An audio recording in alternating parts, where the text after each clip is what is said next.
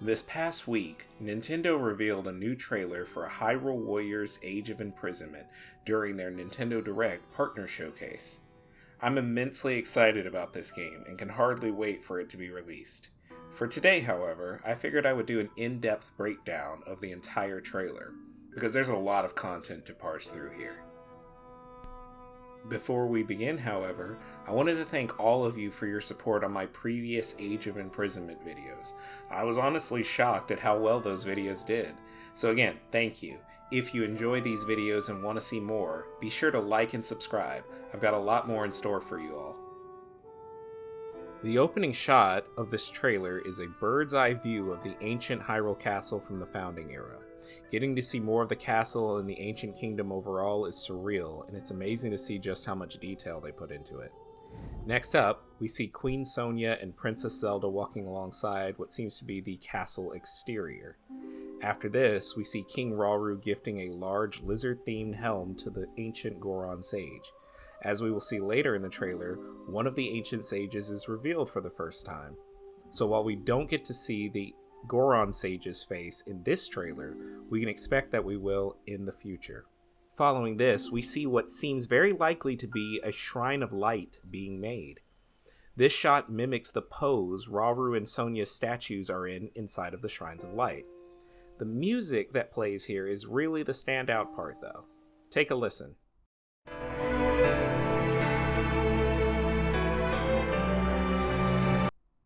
Did you hear it? It sounds a bit like the Shrine of Light vocals from Tears of the Kingdom.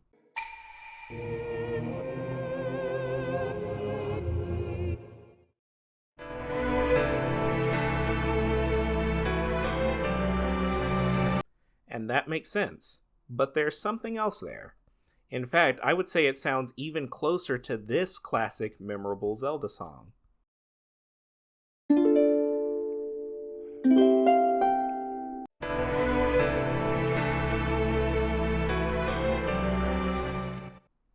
That's right, it sounds very, very similar to the Ballad of the Goddess from Skyward Sword. More so than even to the shrine vocals from Tears of the Kingdom. This connection might seem a bit far-fetched at first, but there's another motif from Skyward Sword that plays at the end of this trailer, but we'll touch on that later in the video. The next sequence shows miasma tendrils attacking Hyrulean soldiers who frantically flee for their lives. This miasma looks awfully similar to the type Ganondorf shot towards Link in the opening of Tears of the Kingdom, and against Hyrule in the Birth of the Demon King memory. I'd say the intensity of this implies that this shot takes place after Ganondorf obtains Sonia's secret stone. In the next scene, there are new enemies, which seem to be miasma Poes. These Poes are attacking Hylian soldiers and King Hyrule, and one of these soldiers lies dead.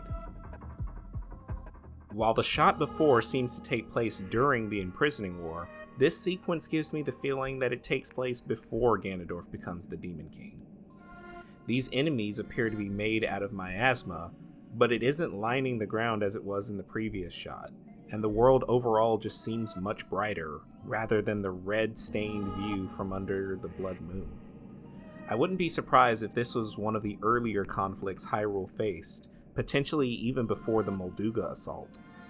Another side note about this scene, this is the first time I've seen a setting in the Zelda series where the world feels as ancient as it did in Skyward Sword. Something about this trailer gave me the impression that this is indeed the most ancient version of the Kingdom of Hyrule we've seen. And with the development team of this game referring to this Ganondorf as the original Ganondorf, it makes me think that the Skyward Sword references in the music of this trailer are not simply incidental. Up next, we see a blood-mooned shot of Death Mountain. With this sequence taking place at the peak of the volcano, I think this gate is a potential entrance to the ancient Goron city, Lost Gorondia. After this, Queen Sonia is seen in a field of Sundelions. This is appropriate since her grave is marked with one in Tears of the Kingdom. In the background, Death Mountain can be seen again. Many have pointed out the circular smoke rings above it in Tears of the Kingdom lore videos, and how it mimics the version of Death Mountain seen in games like Ocarina of Time. But one more thing to point out here is the distinctive looking plume of smoke between the rings. In Breath of the Wild, the plume of smoke is mostly short and wide, but here it is very tall and thin almost, and is being carried to the east by the wind. This reminds me an awful lot of how Elden Volcano looked in Skyward Sword. It's almost as if the volcano is in an in-between state between Skyward Sword and Ocarina of Time. The trailer then moves on from storied cutscenes for a bit and transitions to gameplay. We then see brief shots of monsters. There's not much to comment on with these other than I can't wait to fight Gleeoks in this game. Next, the Goron Sage delivers a Daruk's protection-like shield to the Rito Sage, who utilizes it while drawing his bow. Then the Rito Sage uses a flame emitter while fighting bokoblins. Personally, I love the idea that we might be able to randomly find and utilize Zonai devices based on the context of the battle we're in. After this, Minoru and some soldiers are walking away from a room that looks similar to a room at the end of the trailer. We'll come back to this later. Next, Zelda, Rauru, and Minoru are walking through some structures in the depths that have wooden floors and are sashed with wooden posts. Zelda is holding a light and is appearing to be doing this free-roaming type of movement we've seen in the first trailer. It's as if these moments aren't even connected to the battles, which I'm really excited to see more of this. We then see Rauru and Zelda use a dual attack in the depths. We see a monster camp is visible in the background, and there is miasma on the ground. Rauru's light beam comes from his hand, while Zelda's comes from her Zonite sword. The following shot is Minoru fighting a horde of constructs in what appears to be the sky mine above the Akala region. Minoru uses a Zonite staff of some kind to summon these devices that she uses for fighting. Also, the islands seem to be in far better condition than they were in Tears of the Kingdom. I tried to find this very specific spot, but it's entirely possible the islands have simply deteriorated so much in the passage of time that old landmarks are just no longer recognizable. Here, Rauru might be using something like his sealing grab technique that he used to seal the Demon King, but we don't get to see enough of it to be sure, because right after this, Sonia startles him and they seem to prepare to do a joint attack with his spear. Afterwards, the Zora Sage swims in the air around Zelda for what looks to be their dual attack. It looks like they are in the Lanayru wetlands, which are covered with the same type of sludge we see in the present day of Tears of the Kingdom. There's a wooden structure in the background that doesn't seem to be a monster camp, as well as a strange structure on the right of the screen. I wonder if these are ancient settlements, and if we can visit them in this potential free roaming mode. From here, we see monsters lined up with a blue moblin appearing to be the boss of this particular group. We then switch over to Rauru lunging his spear at a boss bokoblin, and light blade copies appear to be flanking the spear itself. Then, Zelda recalls a bomb barrel back at a silver moblin. And there are some strange plant mushroom things here as well. I don't remember seeing these in Tears of the Kingdom, at least not on the surface. If you recall seeing these plants anywhere, let me know. Next, Gerudo soldiers line up to fight with who is almost certainly the Sage of Lightning, leading them. The Lightning Sage does a powerful dash attack, which Rauru perfect dodges and then counters with a combo attack. The Sage's face is revealed and we see some very interesting things about her. She has a bang that loops back over her ear. Her ears are small like Ganondorf, but are pointed like future Gerudo.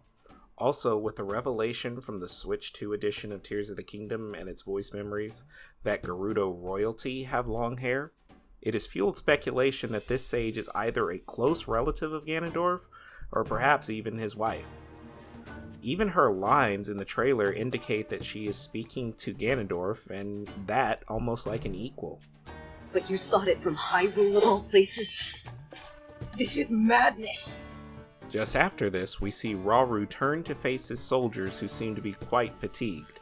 And we also notice that there are captain constructs fighting with them. The high winds blowing seem to indicate that there is some daunting prospect in front of Rauru, and that he checks to see if his soldiers are up to it before deciding what to do next. This scene seems to be an extended look of the Molduga attack dragon tier memory from Tears of the Kingdom, with Hyrule, Sonia, Zelda, and a handful of soldiers advancing to a single point at dusk. The next scene of Zelda looking down with worry could be placed at any particular moment of the story, so there's not much to glean from this. After this, Sonia grabs Zelda's hand similar to how she did when they first met. Hyrule stands in what seems to be the ancient forgotten temple, which was named after Queen Sonia back then, and then apparently inside the room housing the secret stones. The final sequence is a room that looks a lot like the Room of Awakening above the Great Sky Island. The door here resembles many important doors opened using Ultra Hand in Tears of the Kingdom. The inside of this area looks like that hallway leading out of the Island of Awakening. There's a faint green Zonai light at the back of this area. And then a familiar theme plays.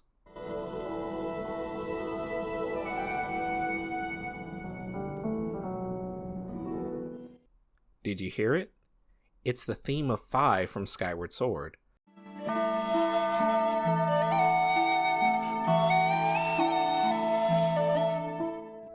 While Fi's theme did appear once in Breath of the Wild's cutscenes and 3 or 4 times in Tears of the Kingdoms, this is yet another strong reference to the 2011 title found just in the trailer for Age of Imprisonment.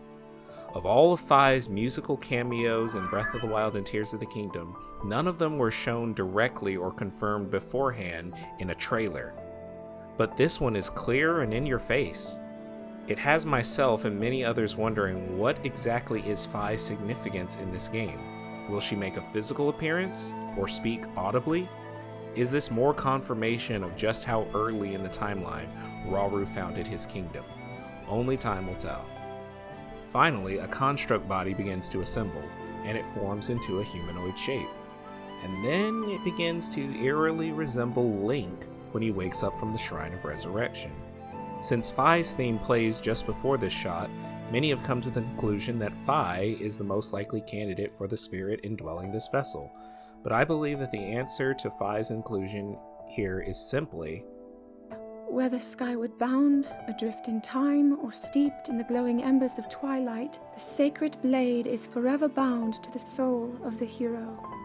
I think that Fi will be used as a conduit to bring Link into a vessel to allow him to be playable without breaking the canonical status of this game.